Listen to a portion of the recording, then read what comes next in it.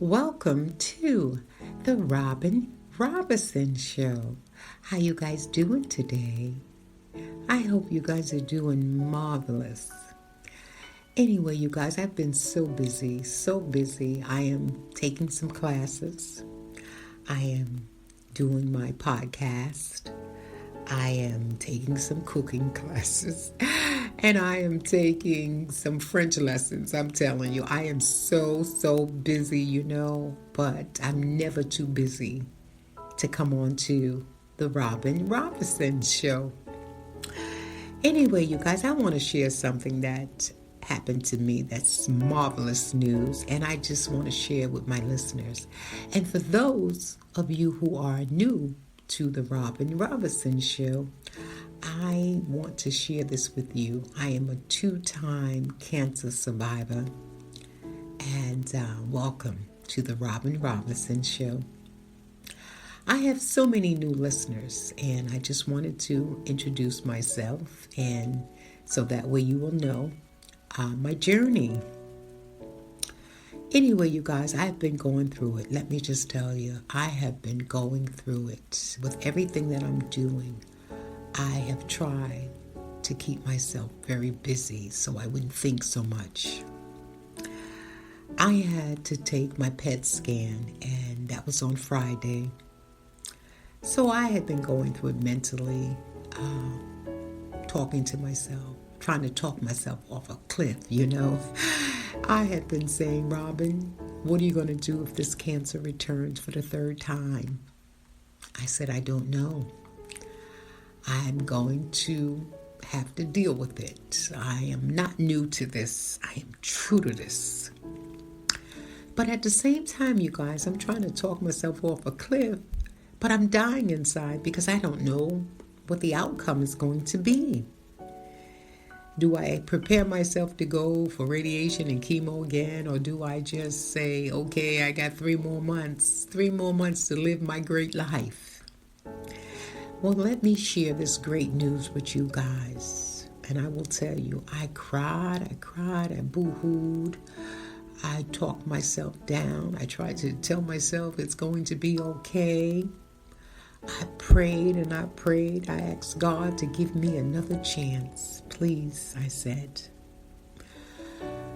Anyway, so I went on Friday and I took my tests. And I came home and I was very quiet, very still. And I still cried and I boo-hooed and I asked God to please help me with this. Because I realized going through cancer twice, God has walked me through every step, you guys. I got cancer in 2020 and it came back 2 years later, 2022, with a vengeance. So that meant that I've been cancer-free now for 2 years and 2 months, 2225, that's the number. I didn't know how I was going to handle it, didn't know how I was going to deal with this, you guys. I'm going to be honest. So I had the weekend to go through, so I decided, you know what, I'm going to drive myself crazy just thinking too much. I got a phone call, and it was the cancer hospital. And somebody said, Robin, what are you doing? I said, well, I'm just relaxing. What's up? Well, 2 people called out. Do you think you could come in to help out? Well, to be honest with you guys, I really didn't want to go. I had so much on my mind, on my plate, and it was heavy. So I said to her, I said, yes. I said, okay, I'll come in. She said, we're like 2 men down. I laughed and said, okay, I'll come in. So I went in for 6 hours. And you guys, it took my mind off of everything that I was thinking and dealing with about myself. I found the best medicine for Robin is to work and to not think so much and to keep busy, And if I'm dealing with somebody else's issues that are worse than mine, so I always say, then that gives me a chance to not feel so much, if you guys get my drift, So anyway, I come home and I'm still walking like a zombie, hoping and praying and everything turns out good for me on Monday. Well, come Monday morning, I got up early and I said, hey, you know what, Robin? I couldn't get my act together. I don't care what I said. I could not get myself together. I went into the kitchen, you guys, and made myself a cup of coffee, and I sat down and I talked to myself, And I came back out and I talked to myself and I looked at the clock and it's still not 8:30 yet because, we did a Zoom call. And I kept going over all these scenarios in my head about I've been through this before, I'm not a newbie, I can handle this. And everything I said to myself just went right out the window, you guys. I realize I am no longer the fixer when it comes down to the universe. Nor do I want to fix anybody's life. And that's what I used to do, you guys. And I was proud of it. But when you can't fix yourself, it's a total different story.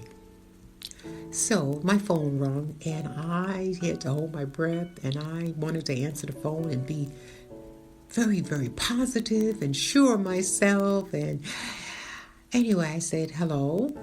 And my doctor said, hi, Robin, it's Dr. Boulay. I said, hello, Dr. Boulay, how are you? Now, I got real brave all of a sudden, But anyway, so he says, how you doing? I said, I'm okay, Dr. Boulay, And he said, Robin, I have some good news. And you guys, let me tell you something.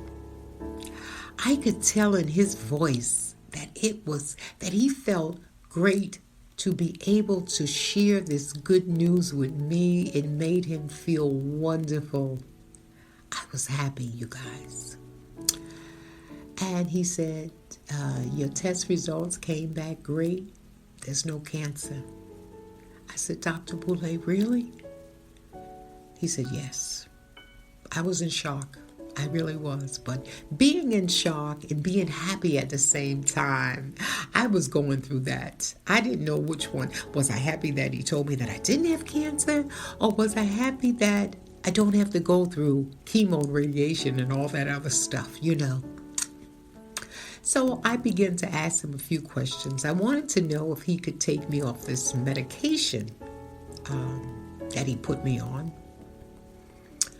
And he asked me how long I had been on the medicine, and I told him since I got cancer the first time in 2020, and I had a blood clot that went through my stomach to my lungs, and I had been on the medicine ever since, So he says, well, he says, my goal is to not to have you on it any longer than you need to be on it, he says.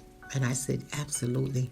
And so I went on to ask him a few other questions because I just wanted to get everything out in the open because I knew I would not be talking to him until the next time. Now, anyone who knows about cancer or a PET scan, you do it every 3 months, every 6 months, and once a year.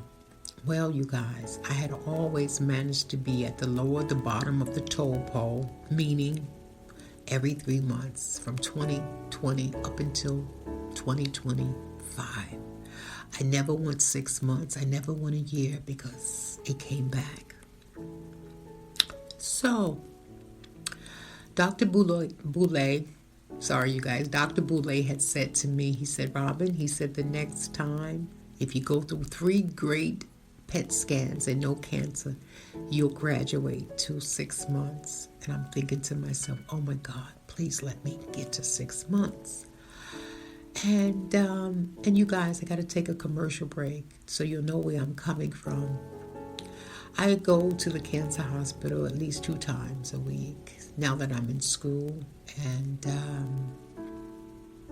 I'm doing a few things in my life with my podcasts and going to school and taking cooking classes and French lessons, trying to keep myself busy. But not only that, you guys, when I go to the cancer hospital and volunteer, I run into a lot of different women. And there are times women come back that I haven't seen in a long time, and we give each other hugs because we're so grateful to still be alive, you know. And one particular one came last week and gave me this big hug. And I said, "What are you doing? I haven't seen you in ages." And she said, "Well, you know, I made that 5-year mark." And I could just hug her and hug her. And at the same time, you guys, I was wishing it was me. Now, I've never made it to 5 years. I've made it to 2 years just lately. And now I'm able to get to 6 months instead of 3 months. And I'm so blessed and grateful, you guys. But I still wonder and wish and hope and pray that I can make the 5-year mark, you guys. Because once you get to the 5-year mark, you don't have to worry. Well, a lot of people get through 5 years and doctors, they say it's not going to come back after 5 years. Well, you guys, I want to be one of those people that make the 5-year mark. I really do. And that's my goal. So, you know, like I said, I kept working and I try to stay busy so I don't think as much. And I figure if I give back, I'm doing something that's really great, you know. I never felt like that before. I never felt like I had to make a difference. But I guess if you get sick and you're sick enough, you feel like you got to give something back, you know, and that's just how I feel right now. I do a lot of things. I give a lot of my time. I don't get paid because I don't expect to get paid. But what I do expect is to get some rewards from what I do in this life. And I'm just blessed to be here, you guys. I am so blessed. And I wanted to share that good news with you guys. I wanted you to know that I am floating on cloud 9. I have 6 months to live my life. So I sat down and I said, "Robin, what are you going to do now?" Well, let me tell you guys what I'm planning. I am thinking about moving back to Florida, getting me a little small house with 2 little dogs, and live my life and be happy and no stress. Nobody in my life to make me miserable. Nobody to try to rob me of my joy and my happiness. And just do my podcast from Florida. You guys know, you guys can do a podcast from anywhere in America, let's face it.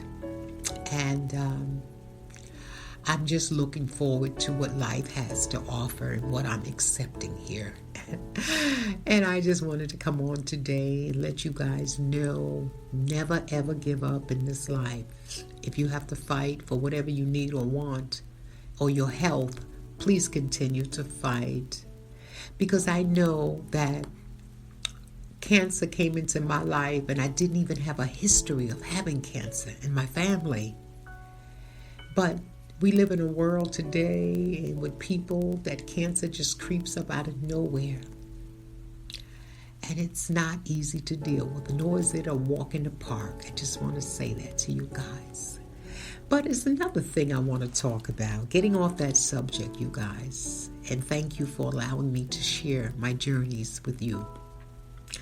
I want to talk about, in the process of me going through this, dealing with the situation about waiting for my results and me trying to talk myself off a cliff, I also allowed things to creep up in my mind, and one was forgiveness. And I know it's easier said than done. And how do we forgive? Do we forgive someone who has ripped our hearts out? Do we say, let bygones be bygones? Do we move on with our lives and forget about these people that once upon a time meant so much to us?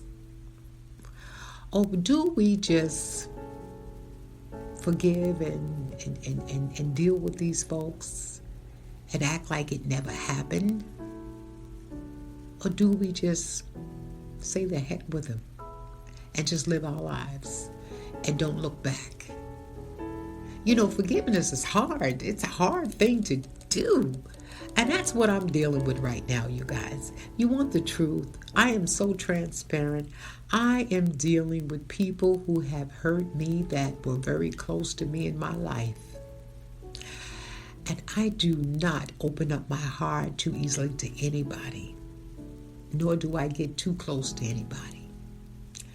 But you know what? That's something I've changed, the part of not getting too close to anybody, because I have some real great friends that their journey is different from my journey, but nevertheless, it's still a journey.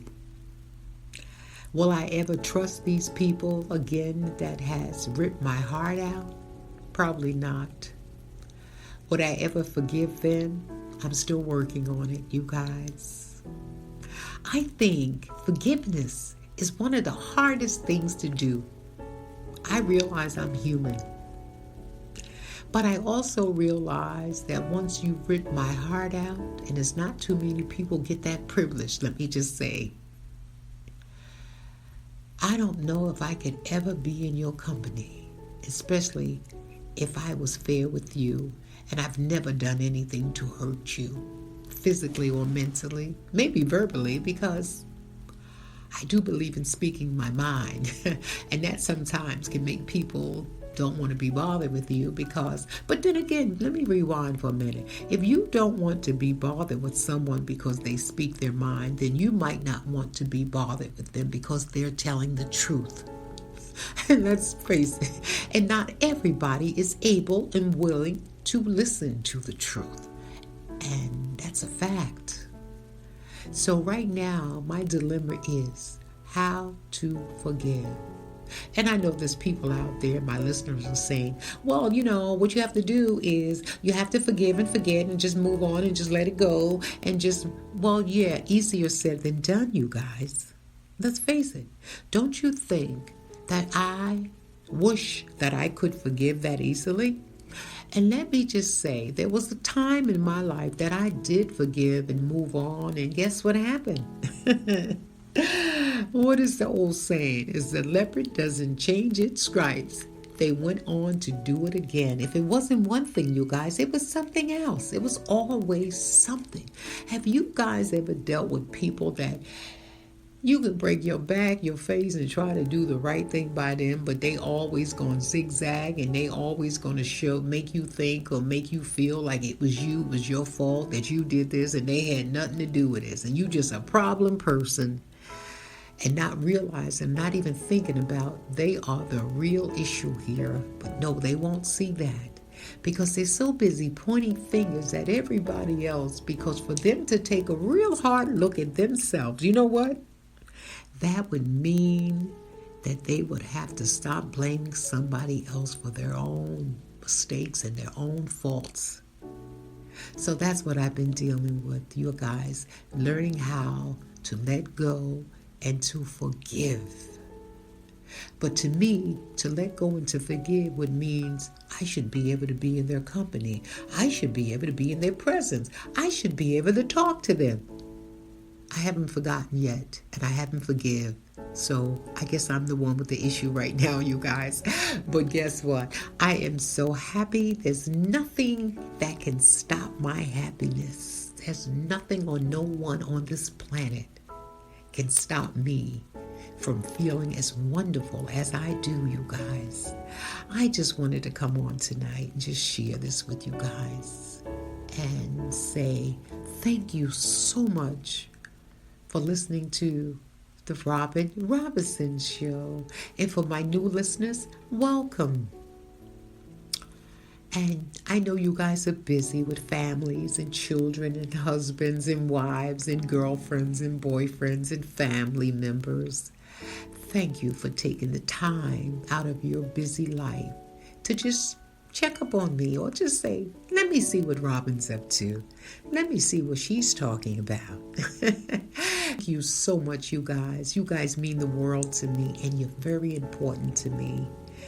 And you guys know what I say. Things happen in everyone's home. Bye.